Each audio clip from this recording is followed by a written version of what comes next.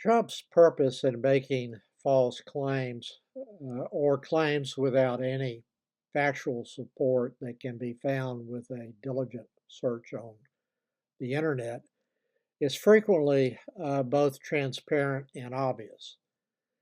For example, beef prices have been rising to record levels in 2025, in part due to Trump's recently imposed 50% tariff tax on Brazil's exports to the U.S., a major supplier of beef, as well as lower tariffs on other exporters to the U.S.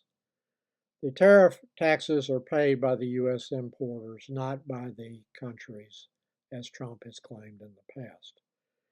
You can Google why beef prices are so high and rising, and the reason starts with the existing supply constraints in both Mexico and the U.S. The U.S. herd level is at a 75-year low due to drought and high feed prices and a cattle disease caused by screwworms in Mexico. And until just recently, there was strong U.S. demand showing no let-up for hamburgers and steaks in response to the record high beef prices. Some consumers are starting to switch to chicken, as I noted today in a story about Tyson Foods, a major chicken company. With such obvious supply problems, what president in the history of the United States would impose tariffs on beef exports to the United States when supply is already diminished by disease and drought? There is only one in the United States history that would do that, and that president is, of course, Trump. No other president would aggravate an already existing price problem by imposing tariffs on beef imports into the United States. The result is that beef exports from Brazil are being redirected to China and elsewhere.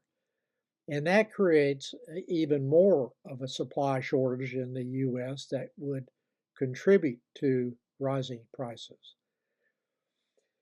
U.S. importers of beef cannot compete in the United States by buying Brazilian beef subject to the 50% Republican tariff tax. They could go as high as 76% if an export maximum level is exceeded by Brazil. The Republican tariff tax on Australia's exports is 10%. The meat packers claim that they are losing money over the past year as their input costs have risen faster than what they can charge for their products, and that is a common problem that has been gathering steam starting in 2021. Do you know why Trump imposed a 50% Republican tariff tax on Brazil's exports to the United States, coffee, beef, and other items? Was it because the U.S. had a trade deficit with Brazil? No.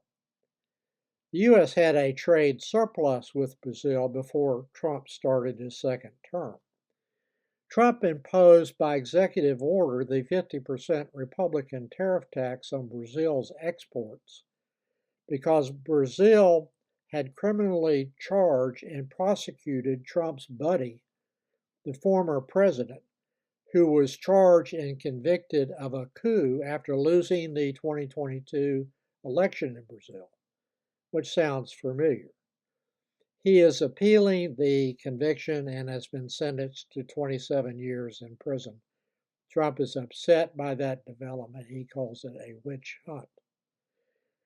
So why are U.S. importers and consumers having to pay more for beef due to the Republican tariff taxes on beef imports?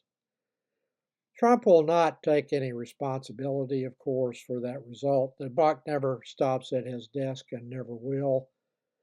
Maybe someone needs to buy a sign that Truman had on his desk that said something like, "The buck stops here." Trump needs to stare at that kind of sign until he starts to accept responsibility for his own actions which will never happen. He will occasionally take responsibility for good results caused by others. Once you understand the facts, Trump's attempt to blame a conspiracy among meatpackers for higher prices becomes transparent, and the reason is obvious. Trump will not accept any of the blame resulting from his tariffs causing higher prices. He simply wants to deflect blame from himself. This is the claim that he made recently in a social media post. Meat companies, he claimed, were artificially inflating beef prices. So he ordered the compliant Palm Bondi to immediately begin an investigation, since Trump had determined, without any evidence, that those companies are, quote, driving up the price of beef through illicit collusion, price fixing, and price manipulation. Action must be taken immediately to protect consumers, combat illegal monopolies, and ensure these corporations are not criminally profiting at the expense of the American people. I ask the DOJ to act expeditiously, end quote. Does Trump have any proof that there is a conspiracy to inflate prices among meat companies to artificially fix beef prices at higher levels? Or are the causes, as you could easily determine from a Google search, the ones that I previously mentioned, including his tariff taxes? He has not cited any evidence, but he never has to have any evidence to make any claim that he makes. The proof in Trump's America is that he said something is true, and that makes it true, without any other factor coming into consideration like real evidence. I am aware that the DOJ started an investigation of 3 meatpacking companies in 2020. They issued civil investigative demands back in that year, but nothing had resulted from that investigation, or at least publicly resulted therefrom. Those companies may be charged now, even if there is no convincing evidence or strong evidence of collusion or any evidence of collusion. Bondi's DOJ is compliant with following Trump's orders. Are we to believe that the Republican tariff taxes, including up to 76% on Brazil's beef exports, have no impact on consumer prices in the U.S. for steaks and hamburger?